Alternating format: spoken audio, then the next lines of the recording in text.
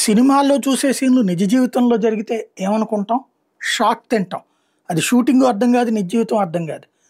ఒక కుర్రోడు, ఒక ఇద్దరు ఫ్రెండ్సు బండి మీద వెళ్తున్నారు. హైదరాబాద్ అయినా, బెంగుళూరు అయినా లేపోతే ఆహ్, ఏ ప్రాంతంలోనైనా సరే, పక్కన ఉన్నటువంటి వాహనానికి తగలకుండా బండి నడపగలిగినోడు దేవుడనుకోవాలి. ఎక్కడో ఒక చోట నిరంతరం తగులుతానే ఉంటాయి. అవన్నీ కేసులు కడితే మన మైదానాలన్నీ అంటే స్టేడియంలన్నీ గూడా జైళ్ళ కిందకి మార్చుకోవాల్సొస్తాయి. అన్ని కేసులవుతాయి. సాధారణంగా ఇద్దరు రాజీ చేసుకొని సెటిల్ చేసుకుంటుంటారు. బెంగుళూరులో ఇట్లాగా ఒక ఇద్దరు ఫ్రెండ్స్ కలిసి బండి మీద వెళ్తుంటే, ఆ బండికి పక్కన ఉన్నటువంటి కారుకి సంబంధించినటువంటి సైడ్ ఇది ఉంటది గదా! ఇది తగిలింది అద్దం. అద్దం దెబ్బతింది.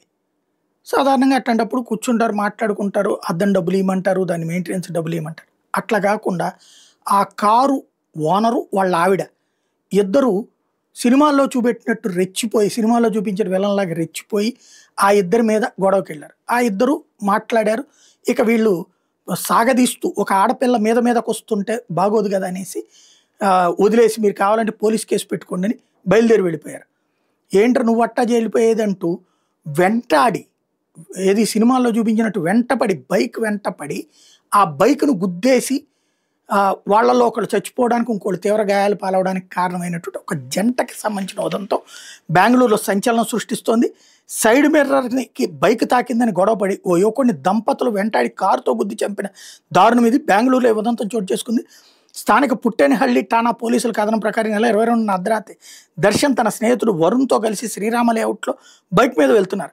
ఆ సమయంలో పక్కగా వెళ్తున్న కారు సైడ్ మిర్రర్‌ని వీళ్ళ బైక్ తాకింది. కారులో ఉన్న మనోజ్ కుమార్, ఆయన భార్య ఆరతి శర్మ దర్శన్‌తో గొడవ పెట్టుకున్నారు. ఈ క్రమంలో ముందు వెళ్తున్న బైక్‌ను దంపతులు కారులో 2 కిలోమీటర్లు వెంబడించారు. వెనక నుంచి బైకును ఢీకొట్టి వెళ్ళిపోయారు. ప్రమాదంలో తీవ్రంగా గాయపడిన దర్శన్, వరుణ్‌లని స్థానికులు ఆసుపత్రిలో చేర్పించారు. చికిత్స పొందుతూ దర్శన్ చనిపోయాడు. వరుణ్ చికిత్స పొందుతున్నాడు. అయితే ఆ ఘటనా స్థలంలో ఇంకా వీళ్ళు ఎంత క్రిమినల్ మైండ్సో చూడండి. ఘటనా స్థలంలో కారు విడిభాగాలు కొన్ని పడిపోయినాయి. మనోజు, ఆరతి అంటే ఈ గుద్దేసినోళ్ళు మొఖాలకి మాస్కులేసుకుని వెనక్కొచ్చి మళ్ళీ వాటిని తీసుకెళ్లారు. వాళ్ళని అంటే వాళ్ళు తెలిసి చేశారనమాట. ఇవైనా అక్కడ డెగా కెమెరాల ఫుటేజీ ద్వారా పోలీసులు గుర్తించారు. నిందితుల్ని అరెస్ట్ చేసి ఇప్పుడు జేపీ నగర్ పోలీసులు కోర్టులో ప్రవేశపెట్టారు.